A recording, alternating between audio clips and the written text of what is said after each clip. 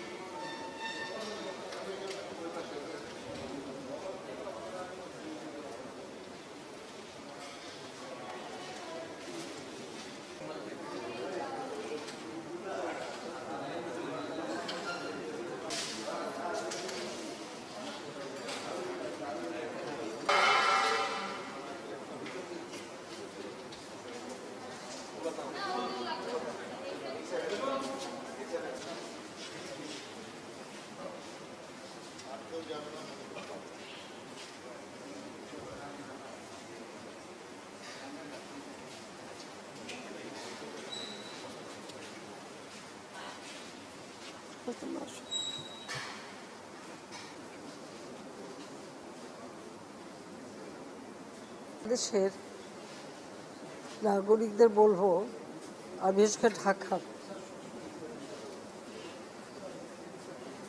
সাধারণ মানুষ তারা যেন নির্বিঘ্নে চলাফেরা করতে পারে, সময় মতো অফিসে বা স্কুলে, কলেজ বা তার কার্যালয় বা কার্যস্থান সেখানে যেতে পারে এবং কর্মক্ষেত্র থেকে আবার সময় মতো ঘরে ফিরে অন্তত কিছুটা সময় কাটাতে পারে। সকলের চলার জন্যই এবং সুন্দরভাবে জীবনযাপন করা, আর্থিকভাবে যেন আরও সচ্ছল হতে পারেন, এই সব কিছু বিবেচনা করেই কিন্তু আমরা বাংলাদেশের মানুষের কল্যাণের কথা চিন্তা করে বিভিন্ন কর্মসূচি বাস্তবায়ন করেছি। এটা এমন না যে একদিনে হঠাৎ করে হয়েছে।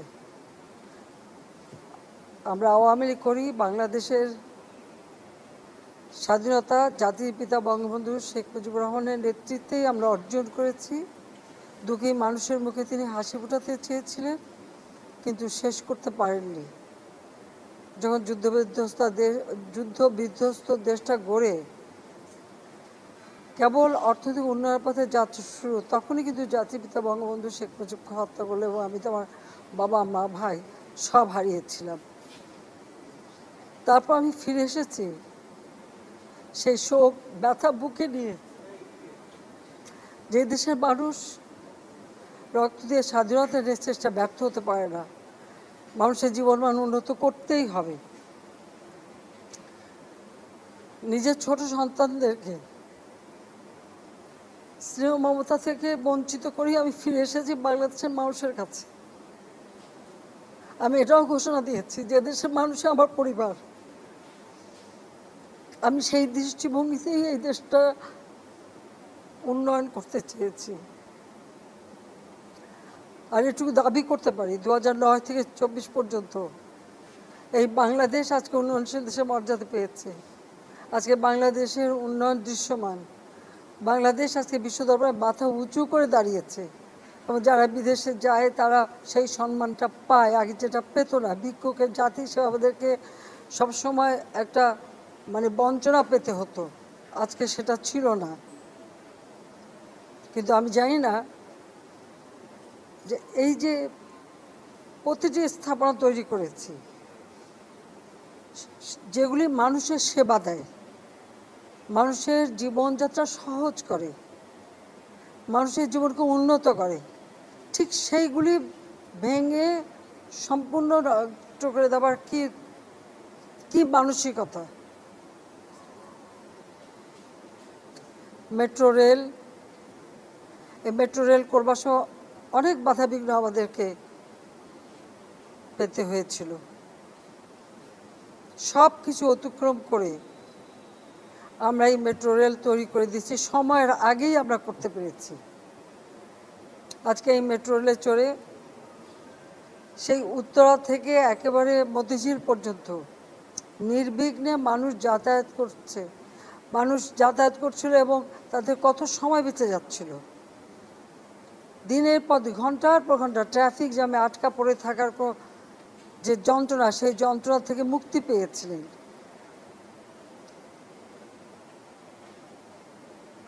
ঘরে ফিরে সময়ের আগে ঘরে ফেরার একটা সুযোগ ছিল এবং তখন বেশ কিছু সময় পেতেন পরিবারের সঙ্গে বসে অন্তত কিছু সময় কাটাতে। এই মেট্রো রেলের উপর এত আক্রমণ কেন, এটাই আমার প্রশ্ন। আমাদের মেট্রো রেল আমরা যেভাবে তৈরি করেছি, আমাদের মেট্রো রেল স্টেশনগুলি, সার্ভিস সব কিছু ছিল আন্তর্জাতিক মান সম্পন্ন। আমি পৃথিবীর বহু দেশে গেছি, আমি চড়েছিও, কিন্তু আমাদের এটা ছিল সবথেকে আধুনিক, প্রযুক্তি সম্পন্ন এবং অত্যন্ত সুন্দর দৃশ্যমান একটা মেট্রো রেল আমরা করেছিলাম। কিন্তু আজকে যে ভয়াবহ ধ্বংসের চিত্র দেখলাম,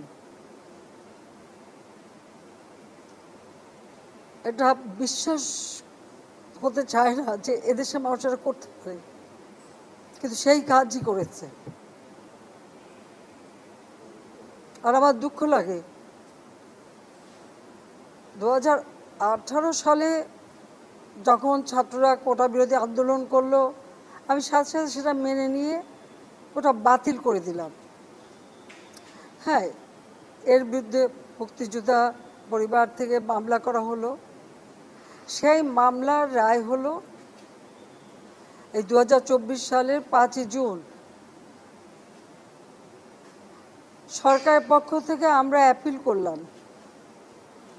তো মামলাটা তো আমাদের সরকারের, আমরা সরকার উচ্চ আদালতে আমরা আপিল করেছি, এবং আপিল করার অর্থটা হলো যে আমার দেওয়া যে প্রজ্ঞাপন সেটা যে বাতিল হলো, সেটার বিরুদ্ধে আমরা আপিল করলাম আর অ্যাপিলেট ডিভিশনে উচ্চ আদালতে। তারা সেটা হাইকোর্টের রায়টাকে স্থগিত করে দিয়ে একটা সময় দিল যে এই সময়ের মধ্যে আলোচনা হবে, মানে তারা কোর্টে সকলের বক্তব্য শুনে সিদ্ধান্ত নেবেন। আমি ওই কোটা আন্দোলনকারী থেকে শুরু করে দেশবাসীকে একটু বললাম যে একটু ধৈর্য ধরতে হবে। আদালত যখন নিয়েছে, আর এটা তো সরকারের করা মামলা, আপিল তো সরকার করেছে, কাজে তাদের ধৈর্য ধরতে হবে এবং তাদের যেটা প্রত্যাশা সেটাই পূরণ করা হবে, তারা হতাশ হবে না। আমি এই আশ্বাস দিয়ে তাদেরকে বললাম বিরত করতে থাকতে, কিন্তু সেটা করলো না। আর এরই সুযোগ নিয়ে সেই 17 জুলাই থেকে যেভাবে ধ্বংসাত্মক কার্যকলাপ শুরু হলো, যে স্বাধীন দেশটাকে মানুষ তো বঞ্চিত ছিল, প্রায় 29টা বছরই তো বঞ্চনার ভোগ করেছে। মাত্র 15 বছরের মধ্যে আমি যেভাবে দেশটাকে গড়ে তুলেছি, কি না করেছি মানুষের জন্য। খাদ্য নিরাপত্তা, বিদ্যুৎ, চিকিৎসা ব্যবস্থা, শিক্ষা ব্যবস্থা, যোগাযোগের ব্যবস্থা, রাস্তাঘাট, পুল, ব্রিজ, সব কিছু ক্ষেত্রে আমাদের যে কাজ, তাতে কারা লাভবান? এই মেট্রো রেলে কি আমি চড়বো? শুধু আমরা সরকার চড়বে? শুধু আমাদের মন্ত্রীরা চড়বে? না সাধারণ জনগণ চলবে? সেটা আমার প্রশ্ন। এর উপকারিতা কারা পাচ্ছেন? এদেশের মানুষ, আপনারা, সাধারণ জনগণ পাচ্ছে।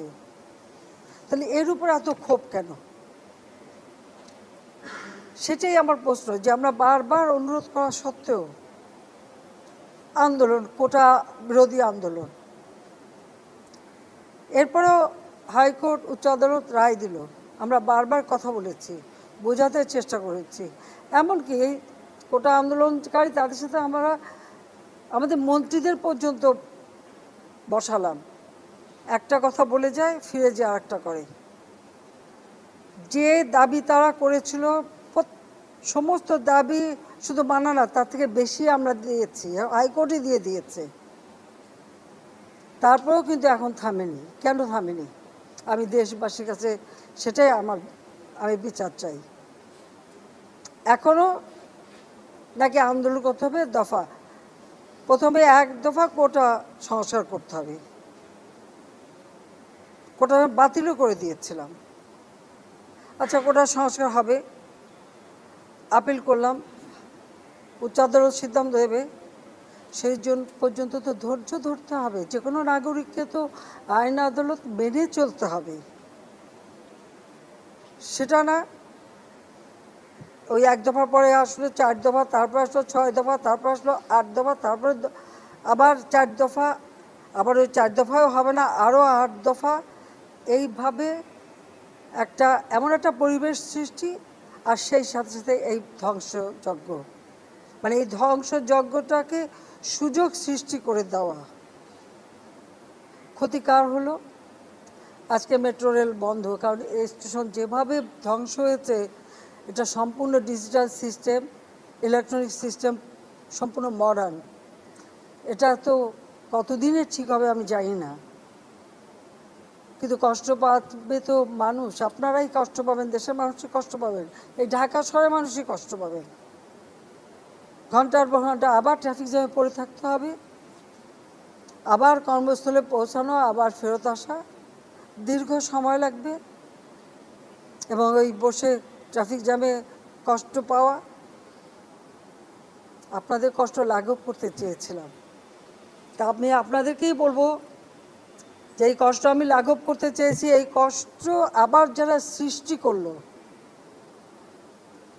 তাদের বিরুদ্ধে আপনাদেরই রুখে দাঁড়াতে হবে, দেশবাসীকেই রুখে দাঁড়াতে হবে, এর বিচার তাদের করতে হবে। আমি তাদের কাছেই বিচার চাই, কারণ আমাদের প্রত্যেকে এই যে মন্ত্রণালয়ের যারা এবং এই মেট্রো রেল নির্মাণ কার্যের সাথে যারা জড়িত, তাদের আজকে চোখের পানি পড়ছে এটা দেখে,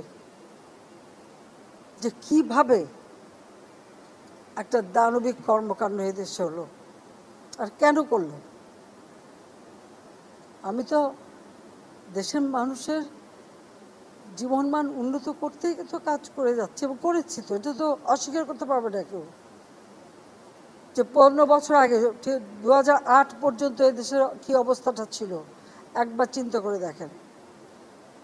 আর আজকে বাংলাদেশ উচ্চ ধাপে উঠে গেছে, তো সেখান থেকে নামাতে হবে কেন? আমার প্রশ্ন সেটাই, জানি না প্রশ্নের জবাব খেয়ে দেবে। দিন রাত অক্লান্ত পরিশ্রম করেছে, এই অ্যালাইনমেন্ট আমি পরিবর্তন করে এমনভাবে করে দিয়েছি যেটা দ্রুত সময় হয় এবং সেইভাবেই এটা করা হয়েছে। আমি আরও এটা বাড়িয়ে দিয়েছি, মতিঝিল থেকে একেবারে কমলাপুর রেল স্টেশন পর্যন্ত যাবে, কেন? মানুষ আরও সুন্দরভাবে চলতে পারে। তো যারা একটু আঘাত করলো, এই মেট্রো রেল এভাবে ভাঙচুর করলো, যারা যে প্রায় 2 লক্ষ 2.5 লক্ষ মানুষ চলাচল করতেন খুব অল্প সময়ের মধ্যে, এদেশের মানুষ কত খুশি ছিল। তো তাদের সব আনন্দ যারা নষ্ট করলো, যাদের আরামে যে চলাফেরা করতে পারতো সেই চলাফেরা পথ যারা রুদ্ধ করে দিল, তাদের বিচার এদেশের জনগণকেই করতে হবে। আমি সেটাই চেয়ে যাচ্ছি। আমি এর নিন্দা করার ভাষা পাচ্ছি না।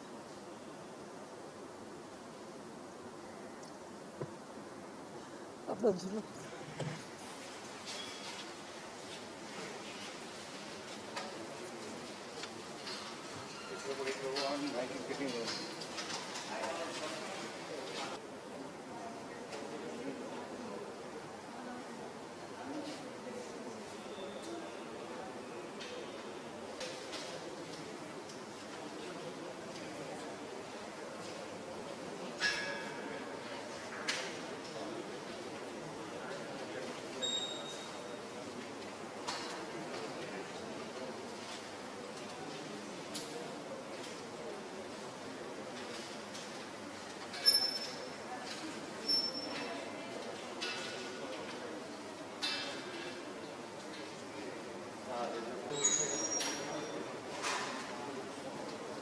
আমি প্রথম থেকেই ইয়ে করে রাখছিলাম, এক দাগ রেখে রাখা। আমি তো ভাবছি যে